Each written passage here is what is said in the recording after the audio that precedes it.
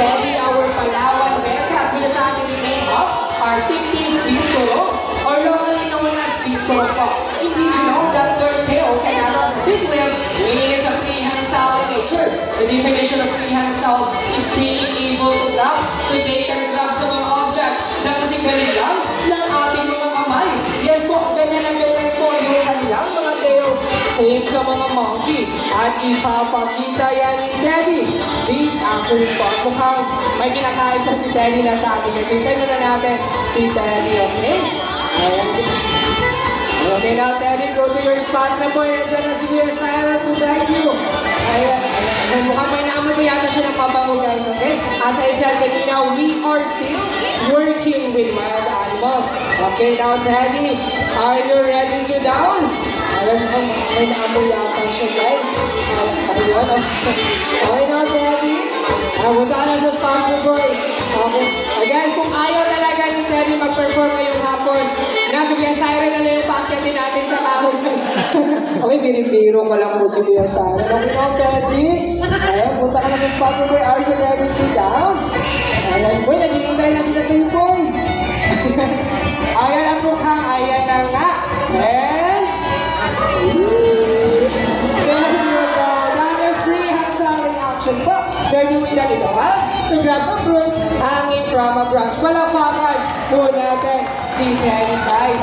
Okay, now may I direct your attention to your right side na naman. And that is Uno, the older brother of Teddy, guys. Ito si Uno, guys, pagpasensyahan lang natin, ha? Medyo may pagka-shy type po siya, okay? Mahihayin po si Uno. Ayan, okay. By the way, Palawan Bearcats are endemic here in the Philippines. Ibig sabihin sa Pilipinas lang po sila makikita. Specifically sa Palawan po, okay? The reason that there is bear in their name is because they are capable of standing into hind legs like a bear. At ipapakita yan ni Uno this afternoon po. Okay na, Uno. And go to yung mini stage na po. Nandiyan na si Kuya Jackson. Ayan, nakita mo na natin si Uno, guys, ha? Ayan, nagbuka. Are you ready to up? Ayan na siya, guys, eh? There you go. We're doing that in the mouth to grab some fruits hanging from a branch. Palakpakan po natin si Uno, guys.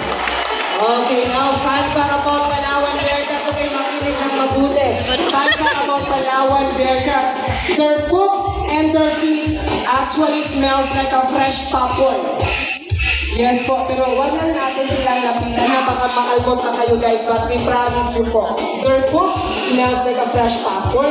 So omnivores po pala yan sila. So kumakain sila ng gulay, prutas at karne. At ngayong hapon ni Dexter, anong diet ni Uno at Teddy? Pinay pies.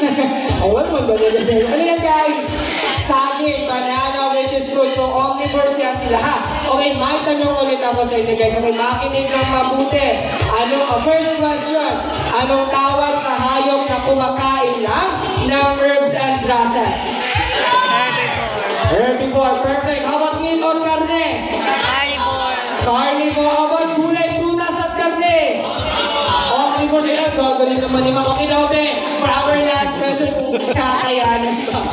Okay now, guys, makinig ng mabuti. Anong tawag sa hayop na kumakain lang ng fruits or prutas? Sino na sa amin ang fruit salad? Kuya Dexter? Okay, Kuya Dexter. So, sino nakakaalam? Taas kamay. Vegan. Hindi vegan yung sagot na. Anyone, taas kamay. Ayan, lalakas ang boses kanina.